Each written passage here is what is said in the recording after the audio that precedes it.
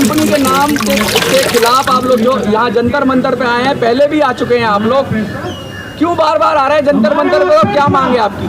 Sir मांग हमारी सिर्फ इतनी सी है कि जो हम लोगों का पैसा ईस्ट इंडिया लेके भागी हुई है कई हजार करोड़, मैं 20,000 करोड़ की जी बात जी 20,000 करोड़ है समथिंग, ठीक है सर। तो वो हमें पैसा वापस चाहिए किसी भी स्थिति में, इसलिए हम बार बार धरना प्रदर्शन कर रहे हैं, बार बार रैली कर रहे हैं।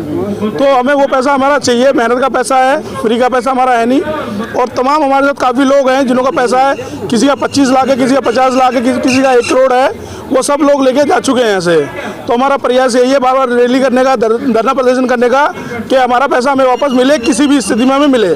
थोड़ा टेक्निकली बताइए कि हुआ क्या था, कि किस तरीके से उसने आपके पैसे का गबन किया, जो ईस्ट और इंडिया बोल रहे हैं, और क्या कह रहे हैं उसके मालिक कहाँ हैं अभी? सर इस बारे में विस्तार में हमारे सुधीर सर बता पाएंगे आपको डिटेल में। सर जैसे आप देख ही रहे हैं कि ये ईस्ट और इंडिया नाम से इनका ब्रांड नेम था, और जो रजिस्टर्ड कंपनी थी वो access e Corp solution private limited थी, जो नोएडा में सेक्टर C3 सेक्टर 6 में ये स्थित है।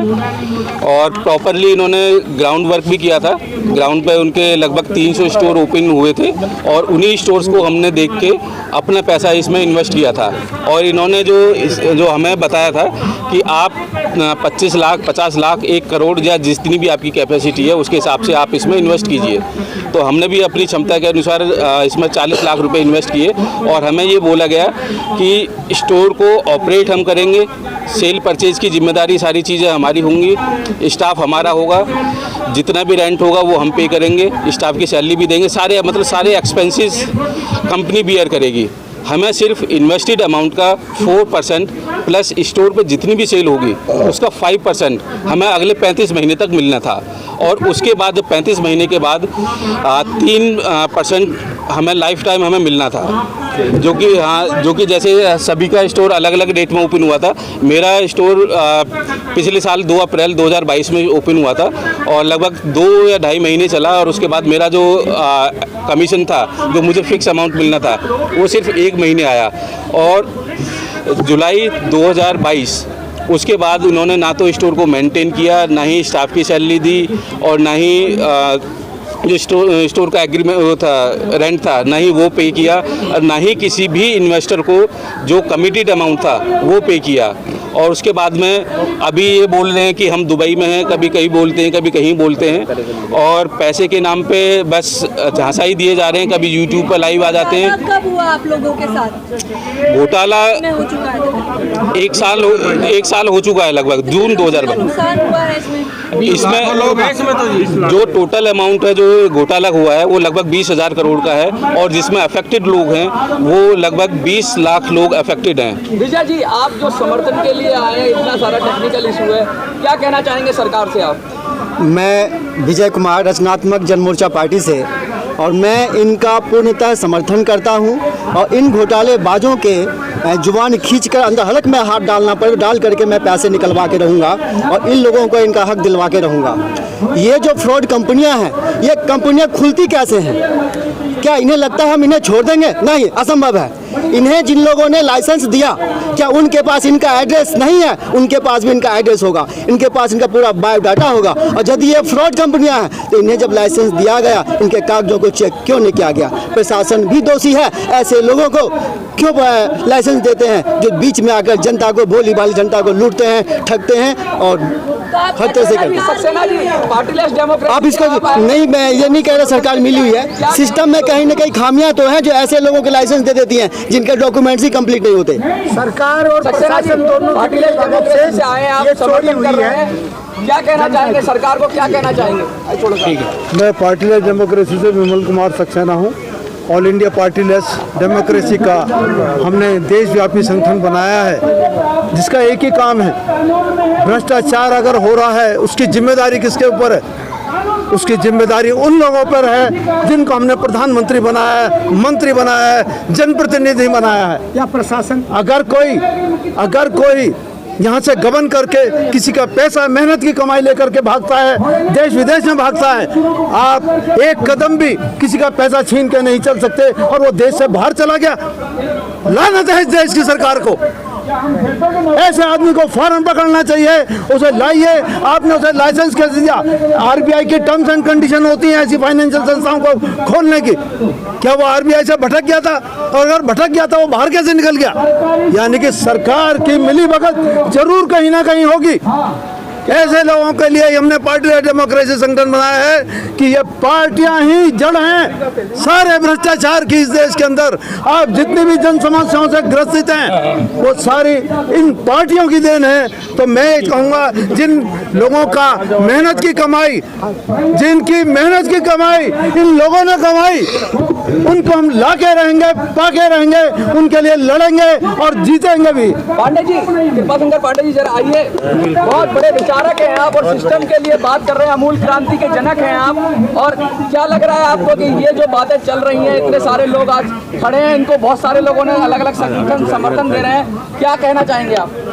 मैं अमूल क्रांति का संस्थापक हूँ और national party led democratic alliance का भी संस्थापक हूँ।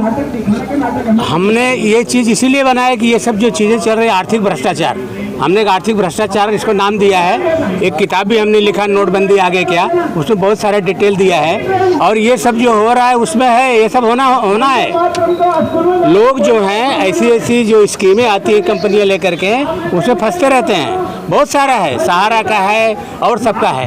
हम लोग को ये चाहिए कि ये जो कुछ भी हो रहा है इसके खिलाफ एक बहुत बड़ा आंदोलन होना चाहिए। और इनका जो मामला है, इसी को क्यों ना हम एक मॉडल जैसा बनाएं। अगर ये सहमति देंगे तो हम सारे लोग इनके साथ मिल के इनके सारे पेपर्स स्टडी करके, जैसे हम दिल्ली में सोच रहे हैं कि एक मॉडल बनाए, एक सरकार दे दें, वैसे आर्थिक भ्रष्टाचार का इनका जो मामला है इस पर हम एक विजय हासिल करें और लोगों को एक सबक सिखाएं और भी कंपनियों को सबक मिले, ये मैं कहना चाहता हूँ। हम सब साथ हैं, हम सब साथ हैं। हम जल्दी इनके साथ एक मीटिंग फिक्स करेंगे और मीटिंग फिक्स करके हम इसकी तह तक जाएंगे और इसको सिद्ध करके देंगे कि ये जो गलत है वो जेल जाएं और इनको पैसे मिले, उनकी प्रॉपर्टियां जब्त हो।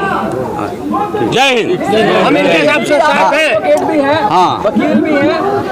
सिर्फ ये बात बताइए कि ई स्टोर इंडिया जिस तरह से पैसा लेके बाकी सरकार को क्या कहना चाहेंगे आप? मैं ये कहना चाहता हूँ, एक अभी जल्द का एग्जाम्पल है, उदाहरण है तुर्की का और कंस्ट्रक्शन कंपनी ने क्या किया कि बेसमेंट में उसको भूकंप निरोधक बनाना चाहिए था, लेकिन उसमें टायर यूज कर दिया और जितने ठेकेदार थे सबको शूट करके उसको फांसी की सजा दे दिया गया और उसको जला दिया गया उसी टायरों के बीच में। तो मैं कहना चाहता हूं कि जब तक कानून तगड़ा नहीं होगा, आपराधिक आर्थिक अपराध जो होता है बिना नैतिकता, मैं कहना चाहता हूं कि ये सबसे बड़ा क्राइम है। इस क्राइम को फांसी की सजा होना चाहिए और इसको अमेंडमेंट, अगर जनता की सरकार आएगी, पार्टी लोग डेमोक्रेसी संगठन आएगी, जब तक जनता नहीं जागेगी, जनता को हम जगाने आए हैं। और आइए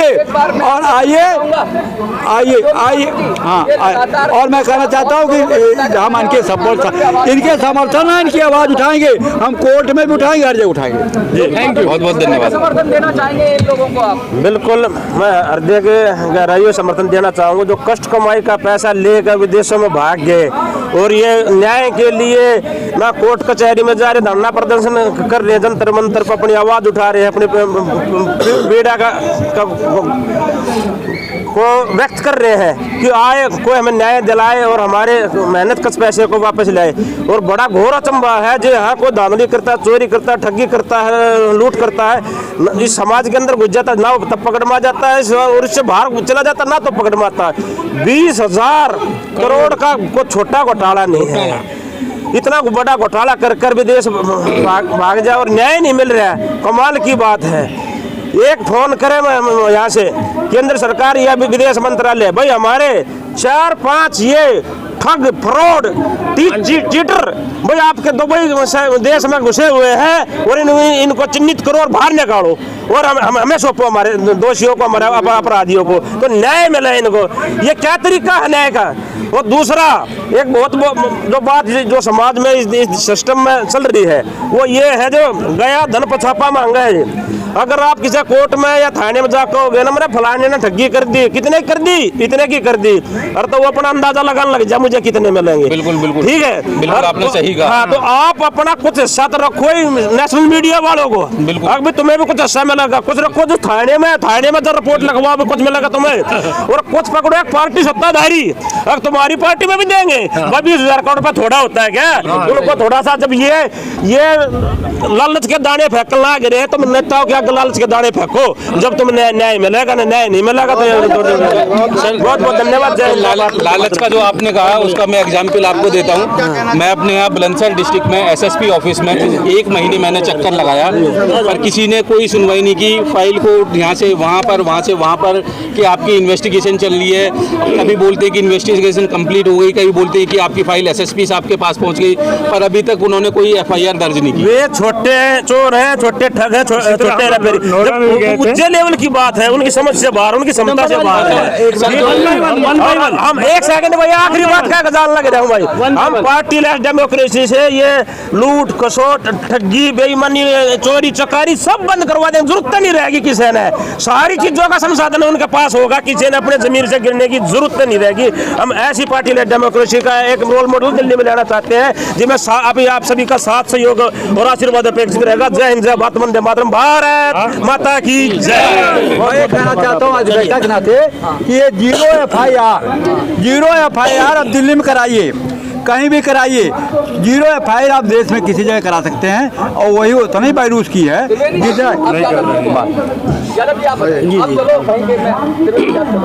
मैं आप सब लोगों से ये कहना चाहता हूँ भैया, हमारे जो है थोड़ा तेज में, यादव जी थोड़ा तेज, हमारे जो सबके जो है 20,000, किसी के 30,000, किसी के 1 लाख, किसी के 25 लाख, सबकी आईडी लगा के लेके ये सब भाग गए हैं। और सभी के इन्वेस्टर जितने भी हैं, इनके मैं पैसे इनके लिए गुहा करता हूँ केंद्र सरकार से और भारत सरकार से, क्योंकि हम लोगों के जो है पैसे दिलवाने की कृपया करें। मैं इतना ही कहना चाहता हूँ बस। कुछ और कहना चाहेंगे आप? और एक चीज़ मैं इसमें ऐड ऑन करना चाहूँगा, जो ये मुकेश त्यागी हैं, ये यूपी के एटा डिस्ट्रिक्ट के रहने वाले हैं, और मुकेश त्यागी एटा मैनपुरी के रहने वाले, और मुकेश त्यागी मेरठ के खरकौदा तहसील गांव कैली के रहने वाले हैं। मतलब आपको पूरी तरह से आपने डिटेल? हाँ बिल्कुल बिल्कुल, हमारे पास इनके पासपोर्ट भी हैं, आधार भी हैं, सब कुछ है, सारी डिटेल्स हमारे पास है। लगता है कि अभी ये छोटी मछलियाँ थोड़ा वो सामने आई है, अभी बड़ी मछली और है जिसे सबसे ज्यादा बड़ी मछली ये है डॉक्टर फैजान CMD। और हमारे सूचना के अनुसार इन्होंने अपना नया बिजनेस दुबई में भी सेटअप कर लिया है, ऑनलाइन बिजनेस दुबई में सेटअप कर लिया है, और यहाँ पर ऑनलाइन का लॉलीपॉप हर इन्वेस्टर को दिया जा रहा है कि ऑनलाइन बिजनेस हम कर रहे हैं, यहाँ से फंड पैसा इकट्ठा जनरेट होगा, उससे हम आपका पैसा देंगे। जब हमारे सर, आप आरोपियों के पूरे नाम बता सकते हैं? हाँ जी डॉक्टर फैजान CMD, ये आप फोटो देख सकती हैं, ये सबसे बड़े घोटालेबाज है, इन पे 20,000 का घोटाला है। दूसरे इनके CMD ये मुकेश त्यागी, जितने भी पैसा इन्वेस्ट हुआ है हर एग्रीमेंट में इन्हीं मुकेश त्यागी का सिग्नेचर है, जिन्होंने 1 लाख, 1.5 लाख और जो है 15 लाख, 10 लाख, 25 लाख, 50 लाख, 1.5 करोड़, 2 करोड़ के स्टोर खोले थे, उनके सबके साइन जो है इन मुकेश त्यागी के हैं, और हम MD पे, और उनके सब पे हमारे पास एग्रीमेंट भी है। और अगले ये शमशाद अहमद, ये भी इन्हीं के पार्टनर हैं, ये भी MD हैं। और चौथे नंबर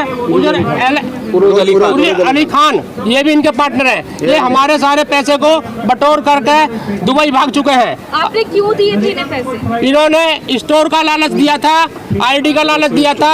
3,000 की आईडी पे ये जो है 500 रुपये महीना 12 महीने तक देते थे, और फिर उसके बाद में फिर ये 24 महीने देते थे। 9,000 की आईडी पे इन्होंने जो है 825 रुपये बैंक में देते थे, और 240 रुपये का सामान देते थे, जो स्टोर पे वो 33% से 37% डिस्काउंट होता था। ये बहुत बड़ा लालच है। और इसके बाद में इन्होंने सभी आदमियों ने सरकार की तरफ से हमें कोई भी आश्वासन नहीं मिला है। जब आप जुड़ जाते थे तो अपने साथ औरों को भी जोड़ते थे या सिर्फ आप ही तक थे? नहीं, जो नेटवर्क थे, हम इन्वेस्टर हैं, हम इन्वेस्टर हैं। ये काम इन्होंने नेटवर्क जुड़ गए जी, जुड़ने के बाद ये कहा जाता था वो इनके नेटवर्कर उनके अलग होते होते थे, हमने पैसा इन्वेस्ट किया था। इनके जो नेटवर्कर थे वो अलग थे, वो घर घर जाकर सबको बुलाते थे, समझाते थे और इनको हमारे थ्रू पैसा, हमारे सबके ऐड के पैसा लेकर पैसा उनकी आईडी बनाकर इनको देते थे। हम इन्वेस्टरों को बस ये लालच दिया गया था, आपको कुछ नहीं करना है, कस्टमर बेस हम अपने आप से क्रिएट कर देंगे, अभी तक आप लोगों ने और जो कि उन्होंने किया भी। हमने अपने थाने में भी दिए और हमने जो है कमिश्नर साहब के यहाँ भी दिए, नोएडा भी दिए और अभी हमने जो है दिल्ली सरकार के यहाँ भी दिए एप्लीकेशन, कहीं नहीं हुई। क्या संदेश देना चाहेंगे इन घोटालेबाज कंपनियों के लिए? हम तो यही कहना चाहते हैं जी, जितने भी घोटालेबाज कंपनी है सबको जो है पकड़ा जाए और जो इनके जो लाइसेंस बनते हैं जहाँ से भी है उन लाइसेंस को निरस्त किया जाए। क्या है, ये जिस मकान पे अपना लाइसेंस बनाते हैं वो मकान किसी और का होता है और उस मकान को ये बेच के चले जाते हैं और ये नहीं जांच पड़ती। अभी डॉक्टर फैजान ने लक्ष्मी नगर में मकान ले रखा था, वो किसका था, कैसा था, जिसमें इन्होंने अपनी जो रजिस्ट्रेशन कराया था वहाँ पे अब कोई अता पता नहीं है। इन्होंने 2-3 साल पहले ही मकान बेच दिया और पैसे को बटोर कर लेकर चले गई सबले दुबई। अब ये अपने इन्होंने गुर्गा लगा रखे हैं और सबको बहला फुसला कर सबका जो है पैसा नो भाई पीडीसी चेक ले लो, पीडीसी चेक ले लो। अरे हम लोगों ने सबने पैसा दिया था नगद, और पीडीसी चेक के लिए भी ये नहीं कि जितना अमाउंट आपने दिया है उतने अमाउंट का पीडीसी के लिए बोलते हैं कि 50% पे पीडीसी लो, 60% पे लो, 70% से ज़्यादा किसी को देते ही नहीं है। और आप लोग क्या चाह रहे हैं सरकार? हम सरकार से चाह रहे हैं हमारा जो पैसा है। मैं कुछ कहना चाहता हूँ, ऐसा है कि पिछले 4 साल से कंपनी चल रही है, लगभग हाँ 4-5 साल से कंपनी चल रही है। कोई भी कंपनी आती है तो प्रॉपर डॉक्यूमेंटेशन, लीगल, लाइसेंस सब करके तब आती है मार्केट में। लगातार 4-5 साल से कंपनी चल रही थी। कंपनी बहुत सारे उसमें जो है इन्वेस्ट कराती थी, मतलब बहुत सारे उनके पास बिजनेस मॉड्यूल था कि जी उनके पास था वेदा होम्स, ठीक है, तो वो ना रियल एस्टेट में भी अपना धंधा करते थे। वो करते थे आपका वंडर स्टाइल यानी कपड़ों का, उस पे भी। उसके अलावा इनके पास था ग्रोसरी का झांसा, तो ठीक है, झांसा तो बाद में पता लगा, आज पता लगा। लेकिन जब बिजनेस आया था तो हम लोगों के पास एक बिजनेस आया था, अपॉर्चुनिटी आया था। हम सब कमाने आए हैं प्रदेश में, तो हम सब ने अपने जीवन की कमाई, किसी ने 2 लाख, किसी ने 5 लाख, 50 लाख, 1 करोड़ लगाया अपने अपनी कैपेसिटी के हिसाब से कि हमें 2 पैसा का उपार्जन होगा। कुछ लोगों को एज ए प्रचारक रखा गया कि आपको हर महीने प्रचार के रूप में हम 900 रुपये या फिर 1100 रुपये का हम देंगे पर आईडी। तो लोगों ने सोचा कि एक आईडी लगा करके बेटर है कि हम 100 आईडी लगाएं, 200 आईडी लगाएं। तो ज़्यादा से ज़्यादा लोगों ने पैसा लगाया कमाने के उद्देश्य से। वो बिजनेस बहुत लीगल लग रहा था, और लीगल क्यों ना हो भाई, 4-5 साल से कोई कंपनी चल रही हो मार्केट में, एक से एक पढ़े लिखे, शिक्षित, पैसे वाले, पकड़ वाले लोग उसमें जा रहे हैं, तो हम अपने आप को उसके सामने जीरो आंकते थे। हमें लगता था कि हम पीछे रह जाएंगे। सरकार सुनेगी कुछ, क्योंकि बहुत है कि आप लोगों को न्याय मिलेगा। सर आशा तो हम यही लेके आए हैं कि हमें न्याय मिले और सरकार सुने। और दूसरा, हम जैसे कंपनी यूपी में रजिस्टर्ड थी, हेड ऑफिस यूपी में था, तो योगी बाबा से भी हमें बहुत उम्मीद है। नाम ही उनका बुलडोजर बाबा है, तो हम चाहते हैं कि बुलडोजर बाबा भी थोड़ा अपना एक्शन दिखाएं और